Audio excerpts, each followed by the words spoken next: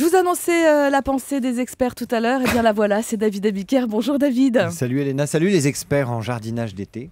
Alors je sais que les sujets plantes qui ont été réguliers cette année vous coûtent énormément d'efforts, de réflexion. Et donc là, vous allez... Je vous remercie de citer ces efforts. Ce sont les efforts du jardinier, les efforts du travailleur manuel. Et justement, exceptionnellement, préparer son jardin pour l'été. Là, du coup, ça vous a inspiré. La chronique, elle est venue toute seule. Ah oui, ça m'a inspiré plusieurs rêveries. Des rêveries qui sont presque philosophiques. Et d'abord, une question, qu'est-ce que c'est qu'un jardin? Alors, je sais, vous avez l'habitude, etc. Bien mais sûr, on a l'habitude. moi, j'ai pas de réponse très précise pour définir le jardin comme ça, là, tac. Mais juste des questions qui peuvent nous aider à cultiver une idée que nous allons récolter dans 2 minutes. Alors, on est prêt? On est prêt. Première question. Est-ce qu'un jardin, c'est la nature ou c'est la culture?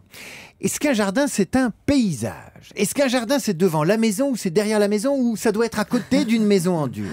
Est-ce qu'un jardin, c'est le travail des mains ou de l'esprit? Est-ce qu'un jardin, c'est 3 mètres carrés comme ça, rikiki? Ou c'est le jardin de Versailles? Ou c'est un balcon avec quelques plantes comme ça, des jardinières? Est-ce qu'un jardin, c'est un petit bonheur dont on parle à ses amis? C'est un peu tout ça. Vous vous rendez compte le nombre de questions qu'on peut se poser avec un jardin? Et vous qui êtes autour de la table, vous sentez bien qu'un jardin, c'est tout ça à la fois. Un jardin, ce n'est pas que des plantes qui poussent près d'une habitation. Un jardin, c'est une idée qui se réalise. Pourquoi je vous dis ça? Parce que le jardin est dans notre tête avant d'être dans le jardin. Quand vous mettez un tabouret sur votre balcon et que vous prenez un livre que vous allez lire au soleil, vous êtes déjà dans un jardin, pourtant il n'y a qu'un balcon. Quand vous plantez un massif au fond à droite, là, par là, tac, tac, tac, parce que vous pensez que ce sera plus joli. Vous avez votre jardin en tête avant même que le massif ne fleurisse.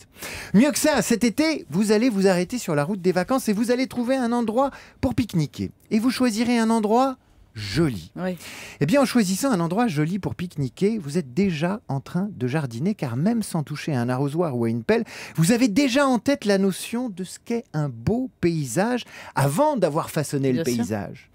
Pourquoi je vous dis ça? Parce qu'un monsieur qui était philosophe et qui s'appelle Maurice Merleau-Ponty a très bien expliqué que lorsqu'on choisit un petit morceau de verdure pour y passer un peu de temps, on ne choisit pas la nature, mais alors pas du tout. On choisit un paysage qui correspond à l'idée, à l'image idéale et préexistante du jardin naturel qu'on a dans la tête.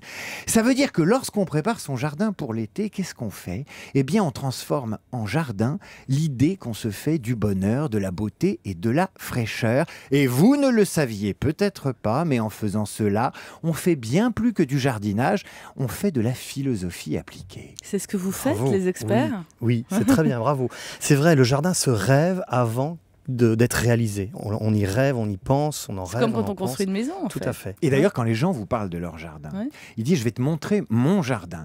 Et ils clignent des yeux, ils frissonnent. C'est comme s'ils allaient vous montrer un sein ou un morceau de leur rêve ou leur jardin secret. Il y a quelque chose d'intime aussi, d'ailleurs. Bien sûr que c'est intime. Parce que je te fais entrer dans mon jardin, ça veut dire quoi? Oui, enfin, vas-y, Eh ben oui, ça veut dire je n'accepte dans mon jardin que des gens qui vont me comprendre et qui vont comprendre le bonheur que j'ai à partager avec eux. Donc le jardin, c'est philosophique, on n'y peut rien. Merci beaucoup, David, pour ce petit...